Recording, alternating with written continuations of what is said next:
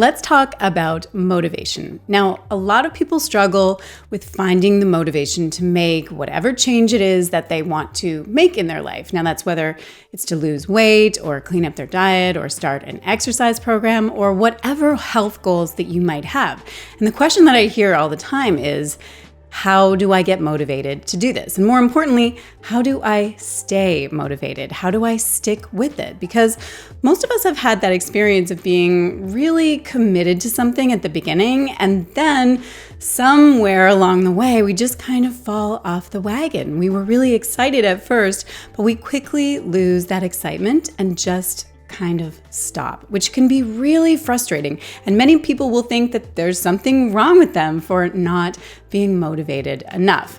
You might ask yourself, why can't I stick with my plan to go to the gym or to stop ordering takeout or to meditate on a regular basis or whatever it is? So if any of this sounds familiar, then stay tuned, because in this video, I'm going to help you. We are going to talk in detail about motivation, and I'm going to give you some very specific steps to make sure that the next change that you want to make in your lifestyle is something that's actually going to stick. Now, if you've watched me here on YouTube before, then welcome back. But if you are new to my channel, then welcome. I am Dr. Kim Foster, and I'm an MD turned coach, wellness expert, and entrepreneur. I was a family doctor for 20 years before leaving the healthcare system to focus entirely on my wellness business, and I am also the founder of the Wellness Coach Academy, where I train aspiring health and wellness coaches and help them to build their businesses. So here on YouTube, I share tons of tips to help you master the art of living well, and if that sounds good to you, then be sure to subscribe,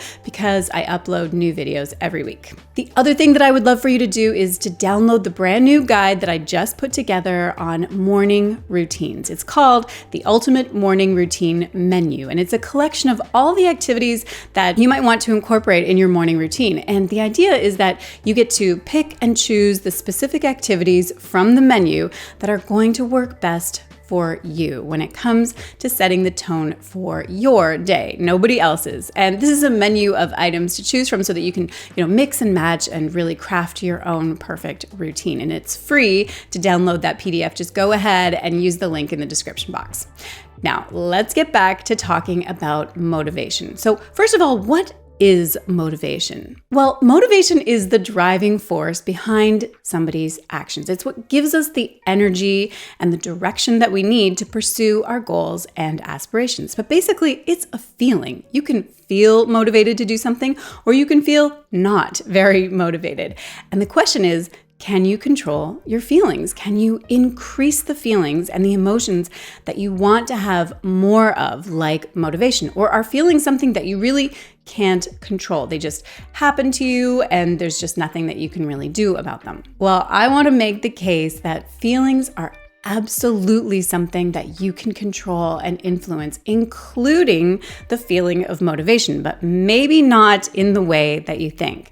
So it starts by examining what creates the feeling of motivation. Like, where does it even come from? The truth is, the feeling of motivation can be created by just a whole variety of factors, and I'm going to list 5 of them for you. So first of all, motivation can arise from having a personal goal. So when you have a clear vision of what you want to achieve and why, it can really create a strong sense of motivation to take action and to work towards that goal. However, for most of us, this kind of motivation that comes from our heads, just from wanting something, that often doesn't last long. It's like the honeymoon phase of motivation.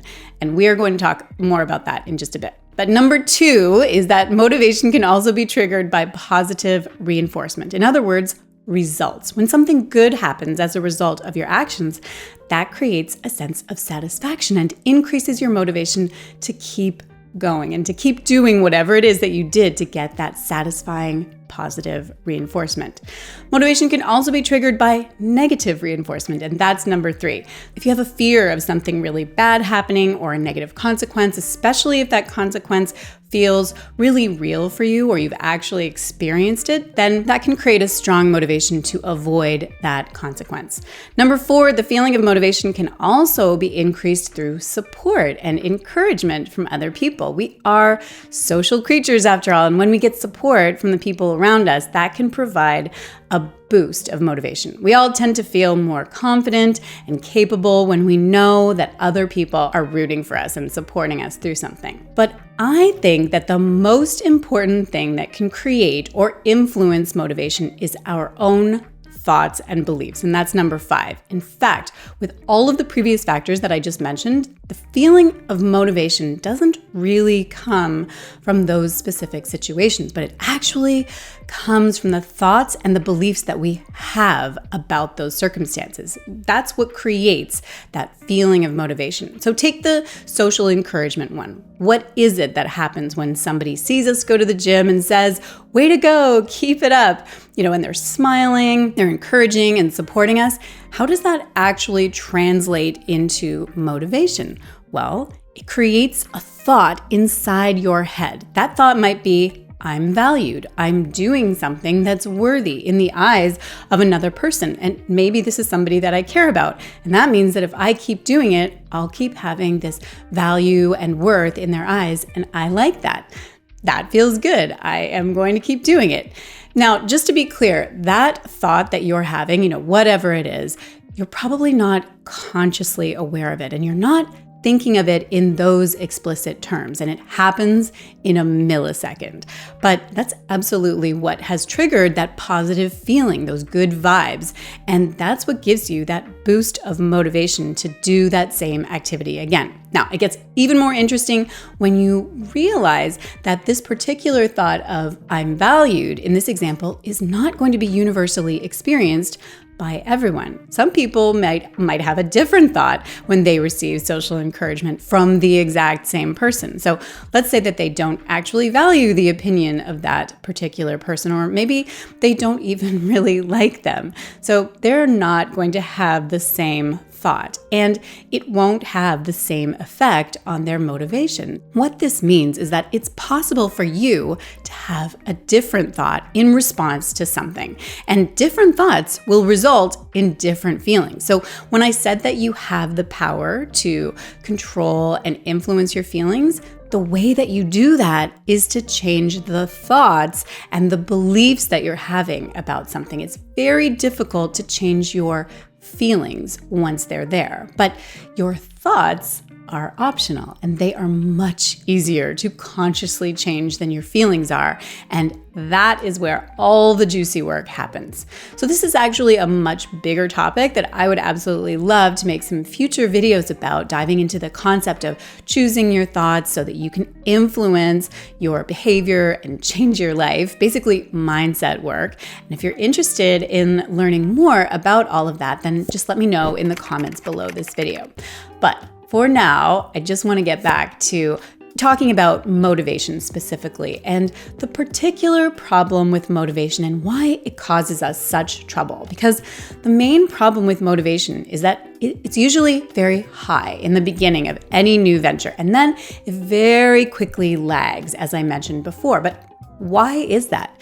It's because all those factors that influence our motivation are nice and high in the beginning, and then they tend to dwindle. So you'll get some motivation from a thought in your head that says, yes, I am finally going to do this. And maybe you'll get some encouragement if you let people know that you are, doing this thing. And that makes you believe that you can actually do it. So you're having lots of empowering thoughts and beliefs about your ability to do this. Yes, you tell yourself, I am finally doing this. I'm inspired and I can do this. I believe in myself, and other people believe in me too. But then as you start taking some action, all kinds of things can happen that mess with those empowering thoughts. So a biggie is that you don't get any results right away, because as we all know, you're not going to go to the gym one time and suddenly have a six-pack. You have to keep going back over and over and over. And then weeks later, you might start seeing those first few signs of a six-pack. But in the meantime, you start getting in your head about it. This isn't really working is something that you might think, or am I wasting my time? I think I'm kind of wasting my time here. This is pointless. I kind of hate the smell of the gym. Is this really even worth it?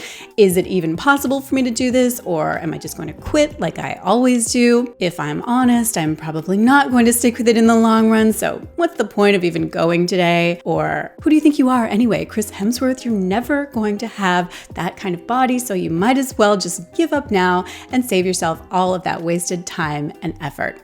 And who would feel motivated with that kind of narrative running in their head all the time? So your motivation tanks. And again, you are probably not consciously aware of those thoughts and those limiting beliefs. They happen in the blink of an eye, and they are immediately followed up by the feeling of hopelessness and discouragement.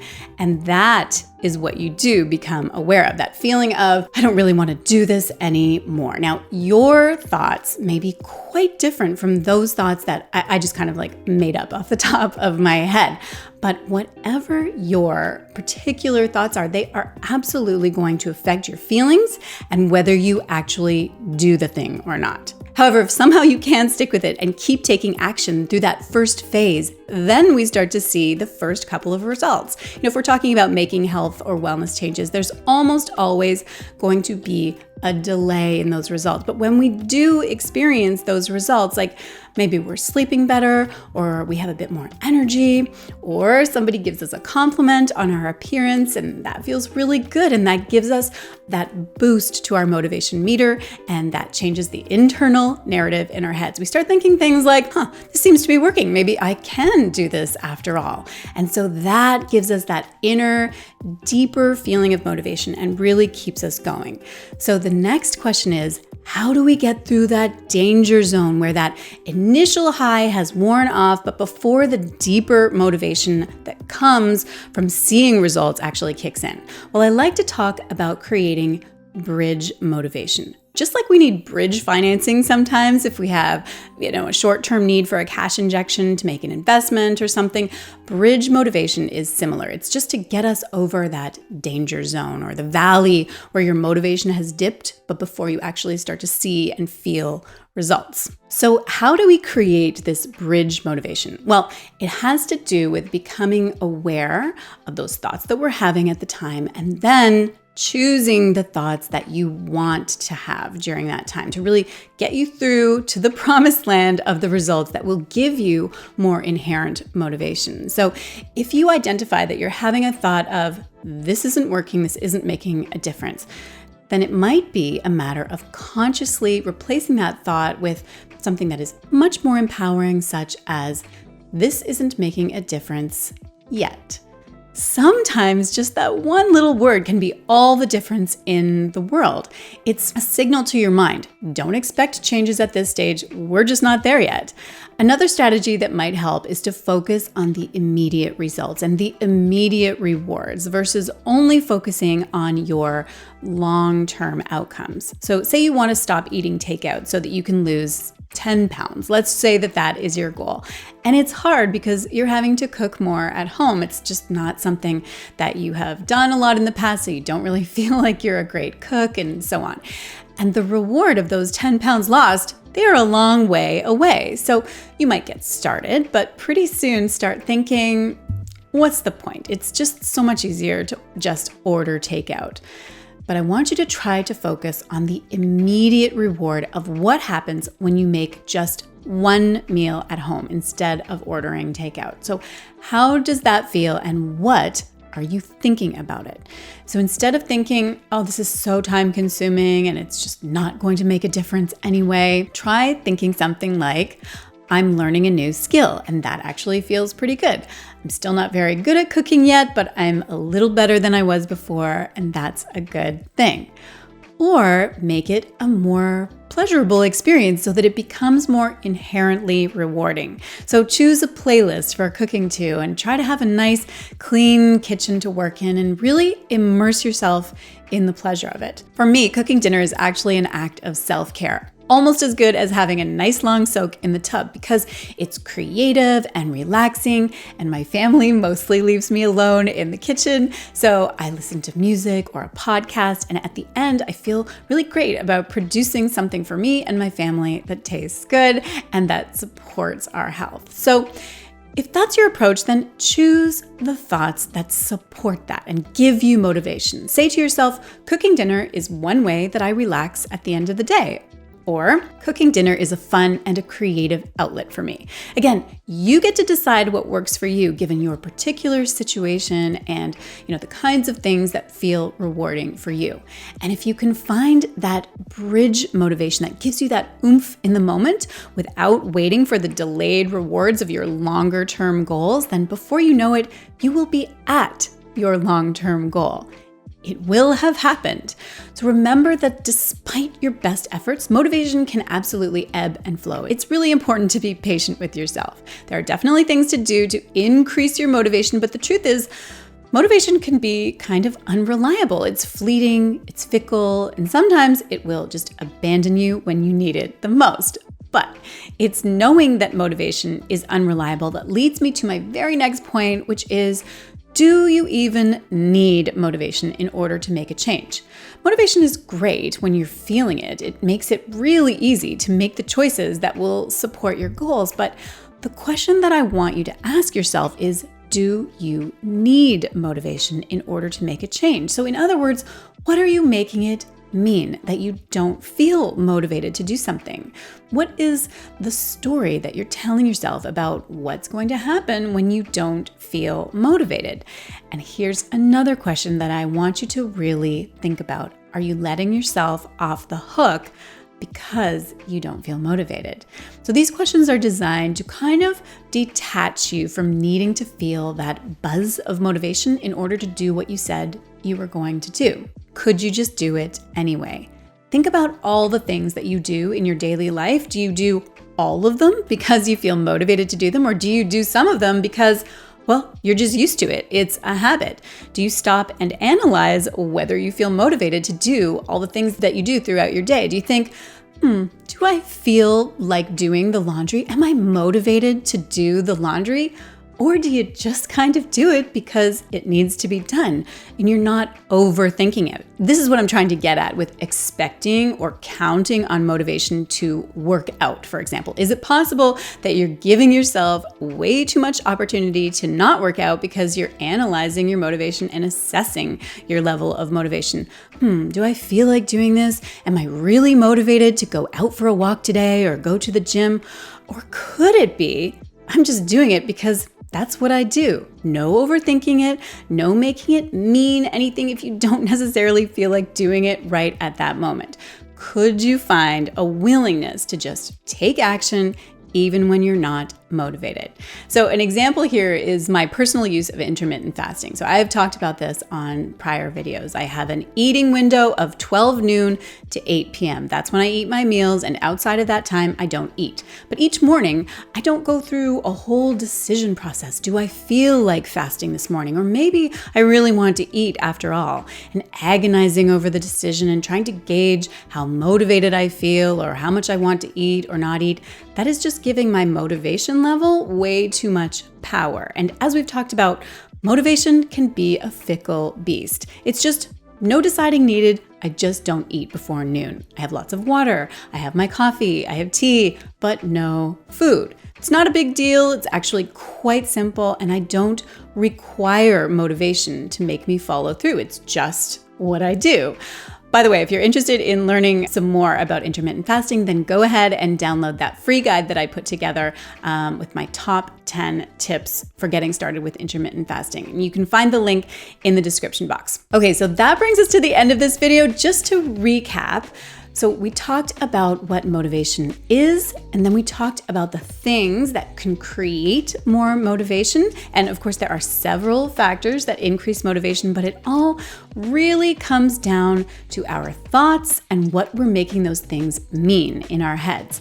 We also talked about how to create bridge motivation to see you through that danger zone phase when you haven't started to see the results you want yet for your long-term goals. And we also talked about whether you even need motivation in order to do something. And hopefully I started to detach you just a little from requiring motivation to be there before you take action. Now, if you enjoyed this, let me know in the comments below. And would you like to see more content on the psychology underneath choosing your thoughts and moving past your stories and your limiting beliefs, that juicy stuff that we were just starting to get to earlier in this video? And again, if one of the positive changes that you want to make is to start a healthy morning routine so that you can set the right tone for your day, then go ahead and click the link in the description box to download that free PDF that I mentioned earlier, the Ultimate Morning Routine Menu. Okay, that's a wrap for this video. Take care, have a wonderful day, and I will see you again very soon.